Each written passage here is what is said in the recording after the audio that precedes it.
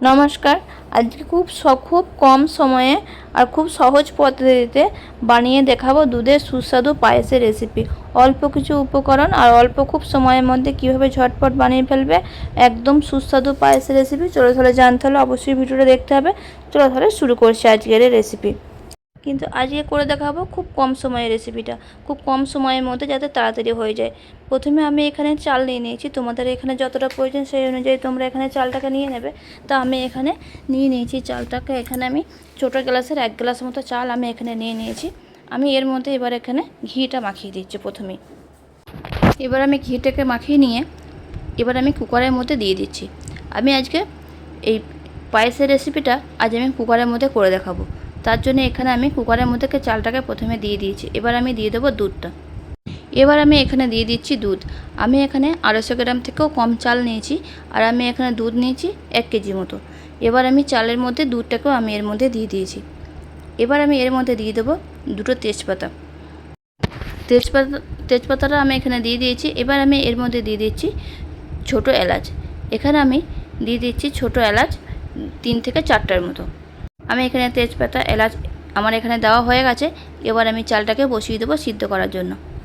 আমি দেখতেই পাচ্ছ দুধ বেশি দিইনি, অল্প করে দুধ দিয়ে আমি প্রথমে এখানে চালটাকে সিদ্ধ করে নিচ্ছি। চালটাকে সিদ্ধ করে নেওয়ার পর বাকি দুধটা আমি এখানে দিয়ে দেবো। দেখো চালটা আমি তোমাদের দেখিয়ে দিচ্ছি সিদ্ধ হয়ে গেছে। এরপর যে বাকি দুধটা ছিল সেই দুধটা আমি এর মধ্যে দিয়ে দিয়েছি। এখানে ভালোভাবে সিদ্ধ হয়ে গেছে। এবার আমি গ্যাসের মধ্যে বসিয়ে এটাকে আরও 5 মিনিট মতো আমি এটাকে ফুটিয়ে নেব। যেহেতু কাঁচা দুধটা দিয়েছি তাই এটাকে দিয়ে আবার আমি এখানে ভালো করে জাল দিয়ে নেব। এবার আমি একটা বাটির মধ্যে জল নিয়ে দিয়েছি। জল নিয়ে আমি ওখানে গুঁড়ো দুধ আমি এখানে দিয়ে দিচ্ছি। গরম জল নিয়ে গুঁড়ো দুধটাকে আমি এখানে ভালো করে গুলে নিচ্ছি। এবার আমি এর মধ্যে পাউডার দুধটাকেও আমি এখানে দিয়ে দিয়েছি। এবার আমি এটাকে ভালো করে নেড়ে নিচ্ছি 1 থেকে 2 মিনিট মতো। 1 থেকে 2 মিনিট মতো নেড়ে নেওয়ার পর এবার আমি এর মধ্যে দিয়ে দিচ্ছি চিনিটা। আমার এখানে দুধ দেওয়া কমপ্লিট হয়ে গেছে। এবার আমি এখানে দিয়ে দিচ্ছি চিনিটাকে দিয়ে এখানে 1 থেকে 2 মিনিট মতো ভালোভাবে ফুটিয়ে নেব।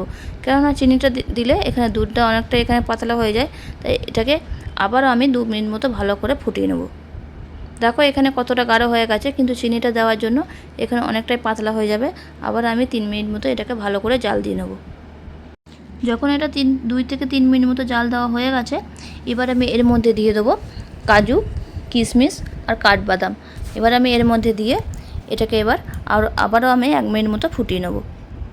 এবার আমি এর মধ্যে দিয়ে দিচ্ছি কিছুটা কেশর দিয়ে এটাকে আমি আবার একবার করে জাল দিয়ে নিচ্ছি। আমি এই প্লেটের মধ্যে কিছুটা কিশমিশ, কাঠবাদাম আর আমি এখানে কাজু নিয়ে আমি এগুলোকে এবার পায়েসের মধ্যে দিয়ে দিচ্ছি। দিয়ে 1 থেকে 2 মিনিট মতো ফুটিয়ে নিয়ে এবার আমি এটাকে নামিয়ে নেব। যদি তোমরা কুকারে এইভাবে করে নাও দেখবে খুব কম সময়ের মধ্যেই রান্নাটা হয়ে যাবে, বেশি টাইম লাগবে না। কারণ যেহেতু ভাতটা খুব তাড়াতাড়ি সিদ্ধ হয়ে যাবে তার টাইমটা খুবই কম লাগবে এবং রান্নাটাও খুব তাড়াতাড়ি হয়ে যাবে এবং খেতেও ভীষণ ভালো হয়। দেখো এটা রেডি হয়ে গেছে। এবার আমি এটাকে নামিয়ে নেব। জানি তোমরা অনেকেই অনেকভাবে রান্না করে থাকো, তবে এইভাবে যদি একবার রান্নাটা করতে পারো পায়েসের রান্নাটা দেখবে খেতে ভীষণই ভালো লাগবে। আশা করছি আজকের রেসিপিটা খুব ভালো লেগেছে। যদি ভালো লেগে থাকে তাহলে লাইক করে দেবে, একটা কমেন্ট করে দিও আর বন্ধুদের সাথে ছড়িয়ে দিও। চলো তাহলে বন্ধুরা আজকের মতো ভিডিওটা এই পর্যন্তই। সবাই ভালো থাকো, সুস্থ থাকো। আজকের রেসিপিটা কেমন লেগেছে অবশ্যই কিন্তু কমেন্টে জানিও। আবার দেখা হবে অন্য কোনো ভিডিওতে। ততক্ষণ সবাই সুস্থ থাকো, ভালো থাকো।